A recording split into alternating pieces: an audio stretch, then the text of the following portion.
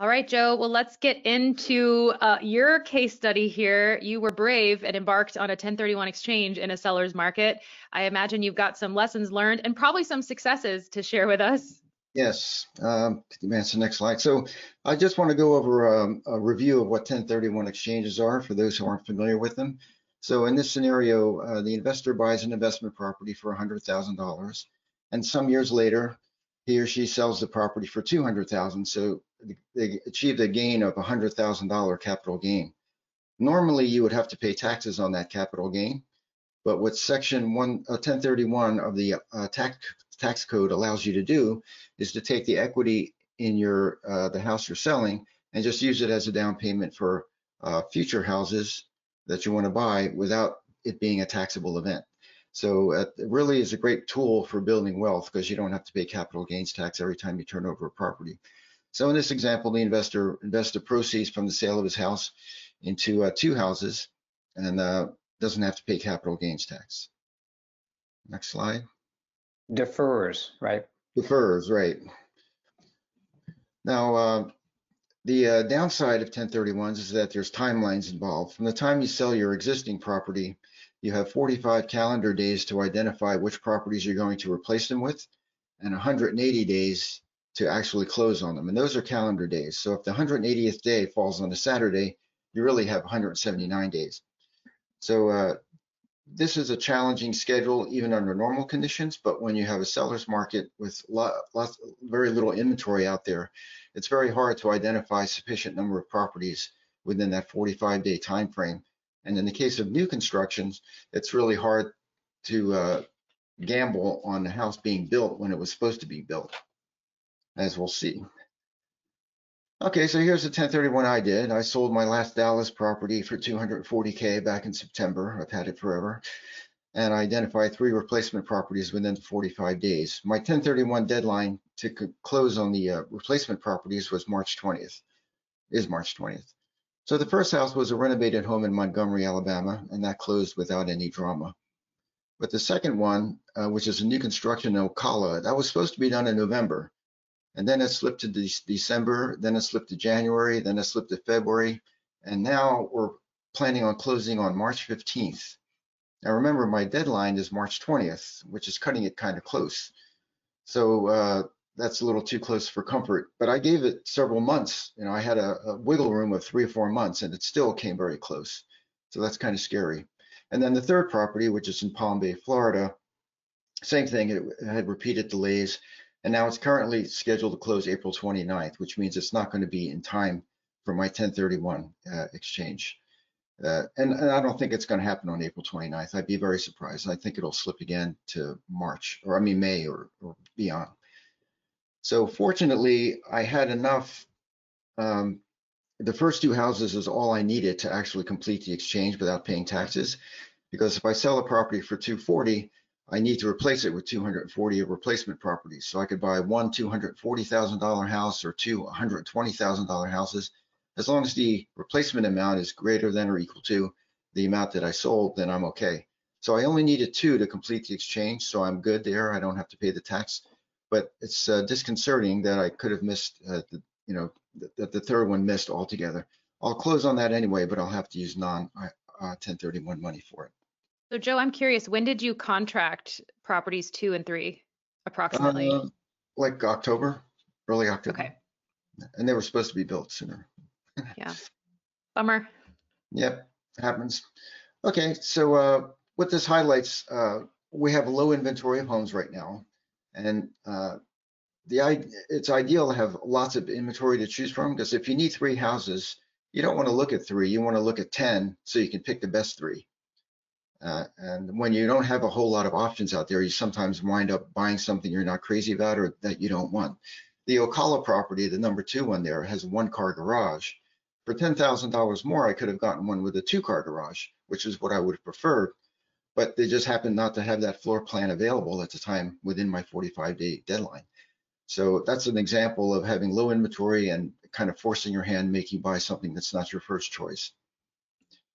And then the second thing this highlights is that the deadlines are missed, and not just by a week or 2, they're missed by months. They could be bad weather, The permitting process could take forever because the city planning commission is not meeting due to virus. There's shortages of lumber or labor. COVID-19 delays production, the manufacturing of the house. And in my experience, every single house that was new construction has been delayed. Have you guys seen any that actually closed when they were supposed to? Not lately, honestly. I haven't. I mean, I would say 100 out of 100 are delayed. They fall beyond when they were supposed to be done. So investors should keep that in mind when they're planning to do a 1031, especially because that can really mess up your timetable. Yeah. Joe, Ritu wants to know, are you still going to move forward with property number 3? And can you back out of that if you didn't want to? So Ritu really wants to buy the house, but no, you can't have it. I am going forward with it. I'm going to not use I'm going to have to do it with non-1031 money, but I am going to close. And we'll talk in a minute about how to back out of the deal if you don't want to. Well, that's what's so amazing about this market dynamic is I'm literally having conversations with people who are, I mean, it's risky, I think, and speculative, but considering just the value of putting a home under contract, getting it built, closing on it, you could sometimes turn around and sell it to a really desperate buyer and turn a little bit of a profit. So I think that's funny that you mentioned that he's wanting to buy it. Ulterior motive, that's all. All right, next slide. Hey, oh, hey, Joe, I wanted to also state that you could have also, well, I don't know your situation, but you can also put more money down on the other 2 houses, right? Right. Would that be an option for, I mean, depends on how much you owe in your loan and everything, but you could also put the remainder of money, if you couldn't identify or close on your last property, you could put that down on the other properties. Yes, and that's actually the way it turned out because the Huntsville property number 1, I bought all cash. So even if I only close on 2, I can later refinance that one, take money out, and then buy a 3rd one. So that does give you some flexibility. I think that's a creative strategy and one that I've kind of been recommending to people, particularly people who have huge exchanges, like they need to replace, over $1 million worth of property. It's, yes, I know you'd like to lever that equity out fully and get a big portfolio, but now might be the time to make really consolidated decisions with that equity and then plan to do cash out refis later. I mean, there's a transaction cost to do that certainly, but I think it could be a good strategy. Yeah, this is one time where I don't recommend people buy the max that they can afford because, trying to identify 5 or 10 properties in 45 days, it's really stressful and you might wind up buying something you don't want. So buy the minimal amount and then after the deadline has passed, you can do a refi and then take your time and then buy what you want. All right, so here's some learning from my experience. One thing that you can do for an investor is to start with markets with lots of inventory. Now this list changes from week to week and day to days. So right now for renovated homes, Birmingham has 5-10 houses a month. Cleveland has 5. Chicago has about 5 or 10. Dallas is the big one. Dallas is kind of a misnomer because that's where the team is based, but they cover all of North Texas. Everything as far north as the Oklahoma border. Greenville, which is like 50 miles east of Dallas. So everything is as far south as Waco. So it's a huge area. You know how big Texas is. So at any given time, they have 30 or 40 properties. And the last 3, Cleveland, Chicago, and Dallas have multifamilies too. Duplexes, fourplexes with higher price point. So they can absorb a lot of that 1031 money. And then with new construction, Atlanta, Charlotte, and Dallas have inventory right now. But next week, one of them might be out and somebody else might have inventory. So you just have to be in touch with your investment counselor, find out what's going on and who has what. And then, but if you start with a market with lots of inventory, that gives you a lot more flexibility. Yeah, I think that's a really good plug for our value here is that we are, talking with these teams frequently to kind of find out who's got what. So we're trying to help 1031 buyers. We're trying to help our investors that we know are in the hot seat. And it can be such an evolving list. I mean, it can change so quickly. Connecting with an investment counselor to let them know exactly what you're looking for. When we know that somebody has a deal, we can send it your way. We can flag it for you and get you in contact with the team. Yes, and also sometimes properties fall out of contract. Somebody was supposed to buy something and didn't for whatever reason. And if that suddenly becomes available and you're doing a 1031, you can move to the front of the line. All right, another strategy is to consider buying the replacement properties first. This is especially true with new construction. So if they say a property is going to be done by July, assume it's going to be delayed 3 months. It's not always 3 months, but maybe if it's 1 month or 2 months, but just to protect yourself, assume it's 3 months later. Put your earnest money deposit down on these new construction properties to get them started so they'll start building them. And then when the builder or the property team tells you that we're close to finishing, it's 2 to 3 months out, we'll be done, and you can be confident that that date is pretty secure, then you can put your replacement property on the market and sell it. In the current environment, they're selling very quickly. So there's very little, I haven't seen any risk of property sitting on the market and not selling, assuming it was priced properly.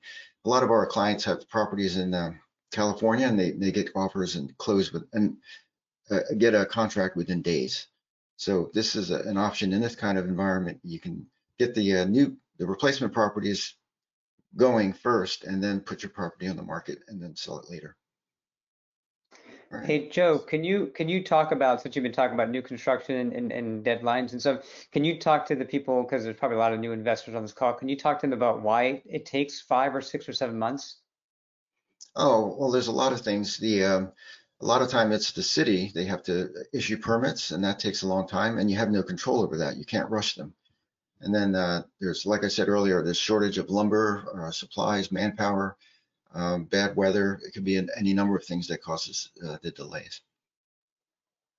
Yeah, I think I shared with you guys last week that I'm under construction on a new build in Florida, and they haven't been able to break ground because all the subcontractors who clear the lots are slammed, and they said they've returned to primary markets. I mean, they're going back to where money's easier and maybe there's more meat on the bone for them. So there's not even a sub available to clear the lot.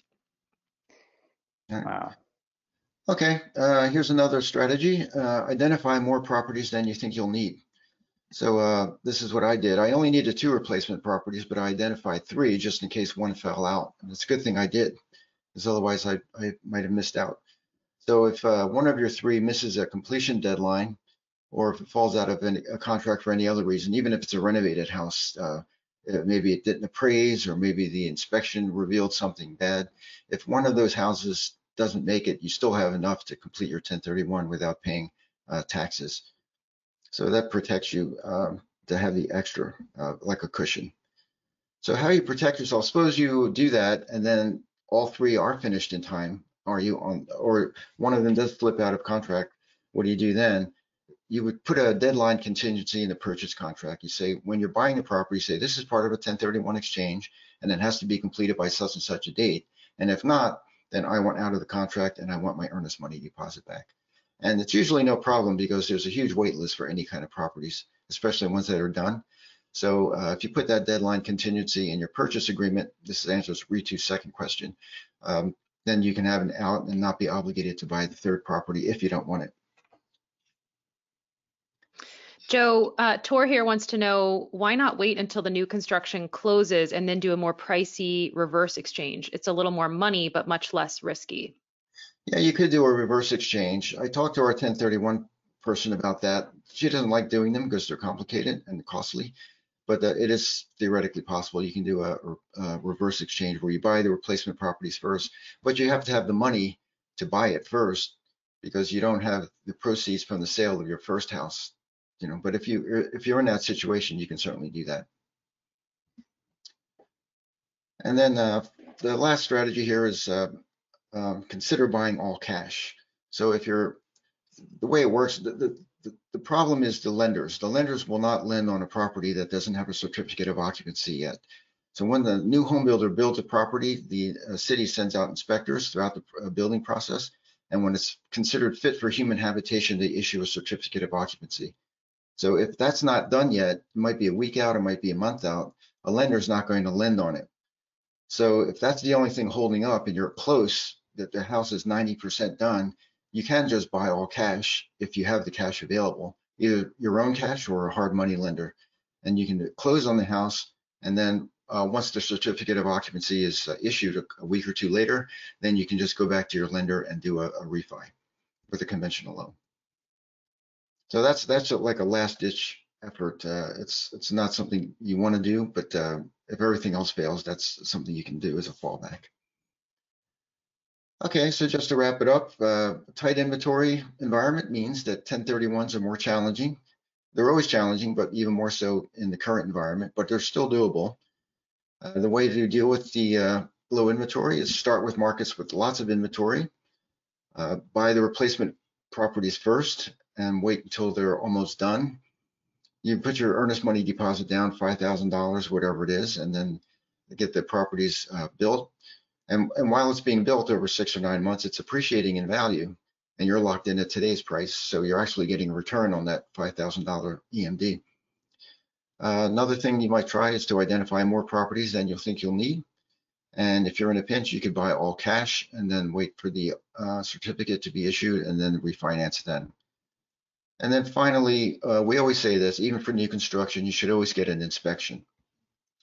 But especially in this environment, builders, like Leah said, are using a lot of subcontractors, and the quality of what they do is very uneven. Even within one subdivision, you could have some houses that are really, really well put together and others that are a little less put together because of the subcontractors that they're outsourcing to.